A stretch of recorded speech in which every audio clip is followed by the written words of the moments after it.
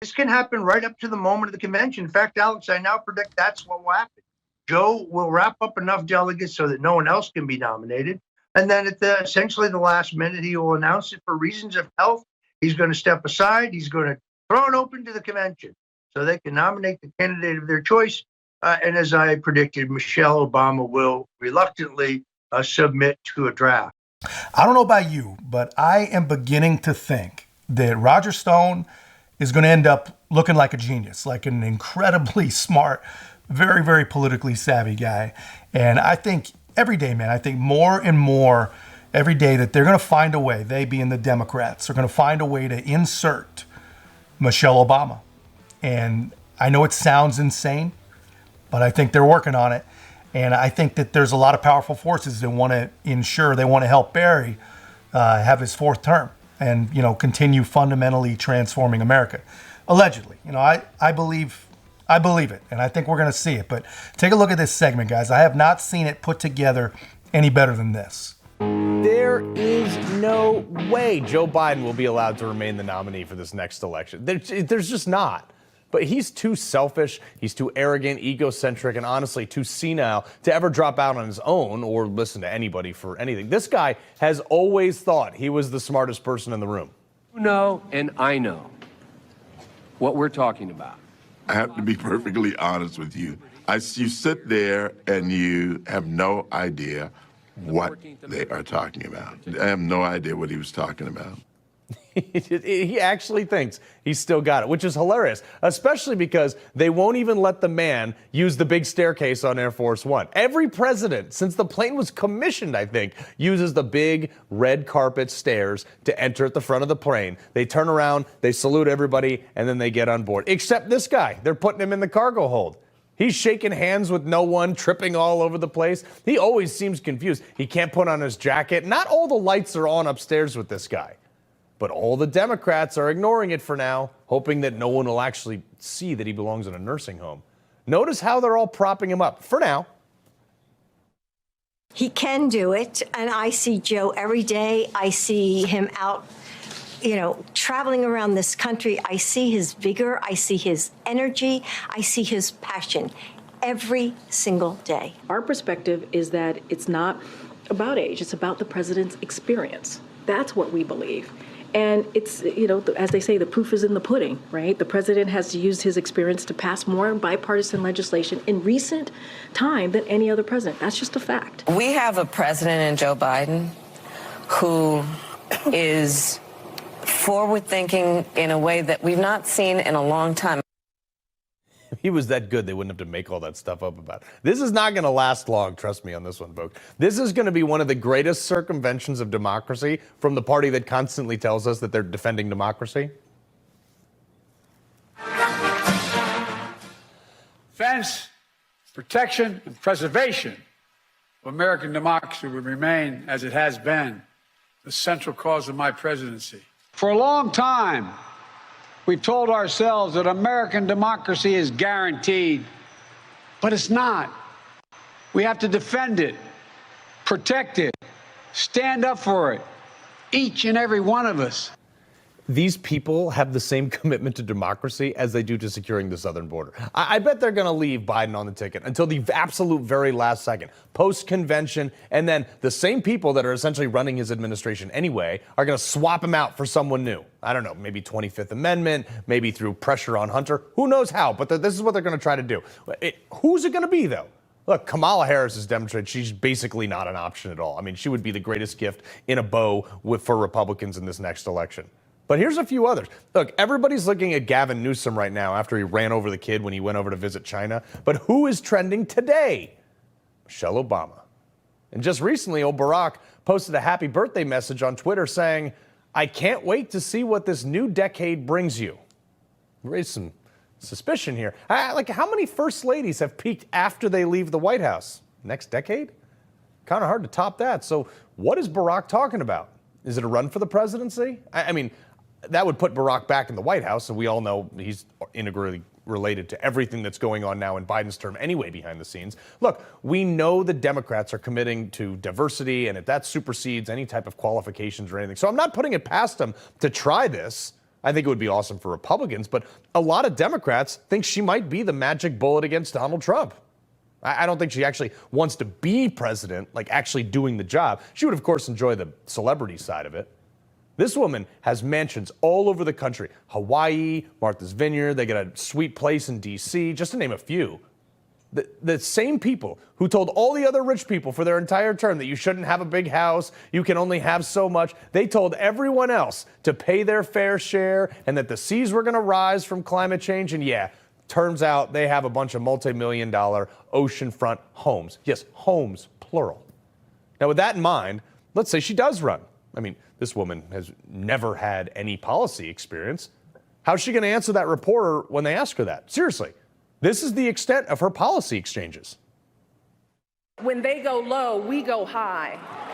Rolling up your sleeves, not worrying about what people are saying about your initiatives and your programs, and do what you think is right. A lot of people have asked me, when others are going so low, does going high still really work?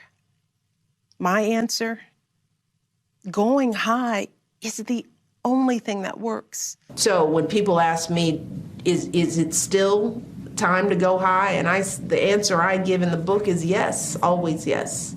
She's got those and a few other catchphrases up her sleeve, but she doesn't really have answers to anything.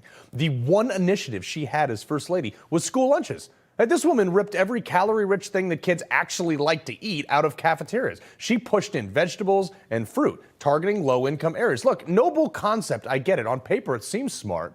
But as with most Democratic policies, nobody thought this through. There was no brain room behind this. Turns out most kids don't actually like fruits and vegetables. Weird, I know. Anyone who actually has kids and actually takes care of their kids knows this very well. So what happens?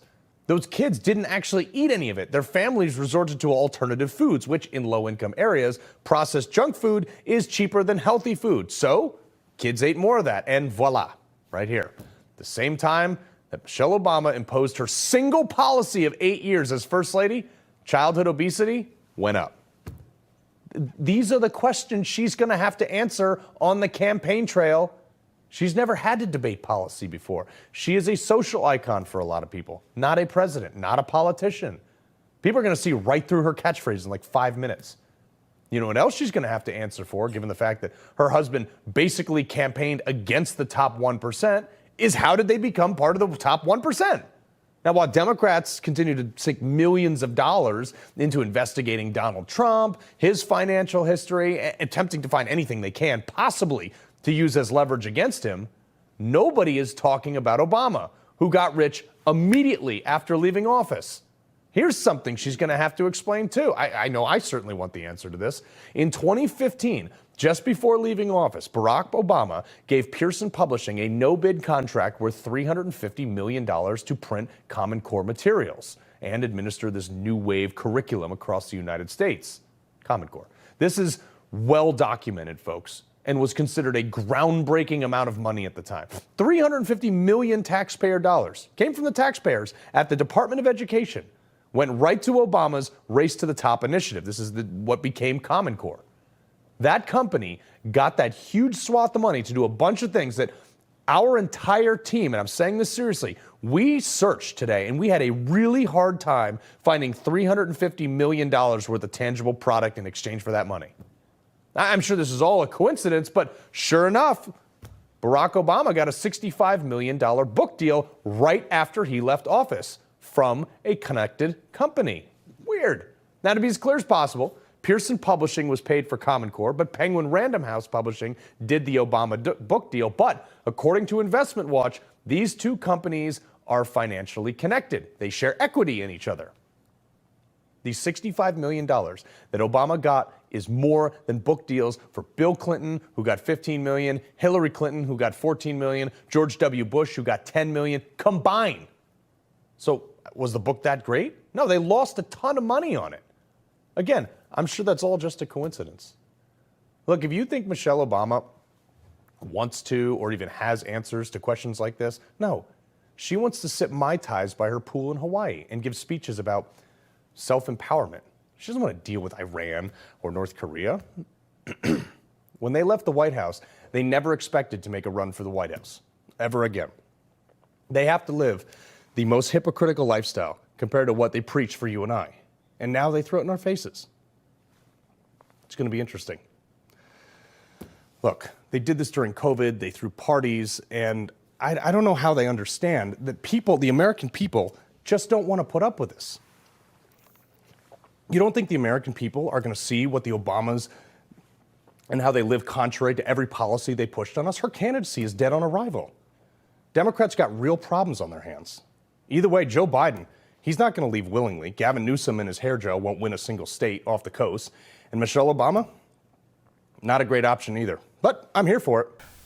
Can you even believe that anyone, and I mean anyone, anywhere, can look, watch, or listen to anything that Joe Biden does or says and be in any way, any kind of confident? I mean, really, do modern day liberals just not have the ability to be objective? I mean, to not see what their own eyes see and like process that into their brain?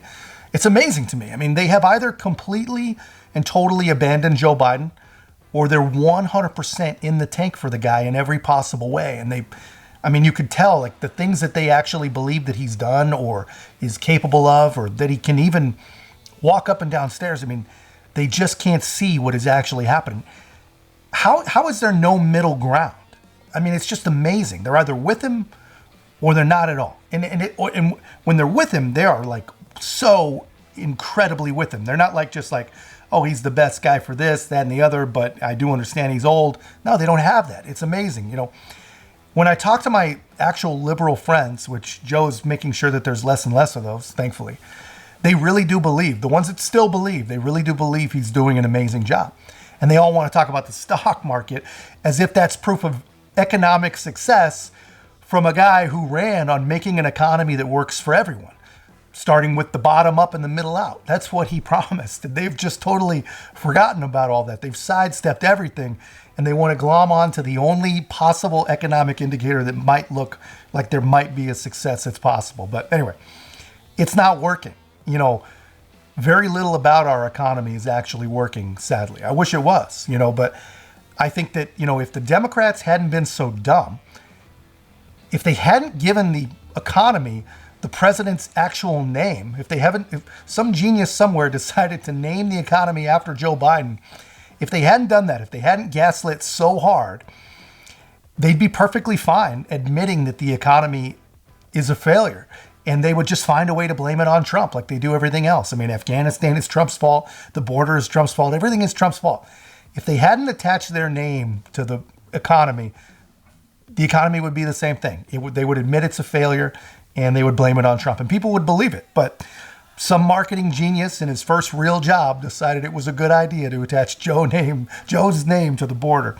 And the guy, no one questioned it. He must have been the right color, or he slept with the right kind of people, because no one even questioned it. They just ran with it like it was the best idea ever. But anyway, that is a failure, and that is what's going to cost them in the end. But, any liberal who can still critically think and actually process math, and I know that there's not many of them left, knows that there is about a 5% chance that Joe Biden remains the nominee.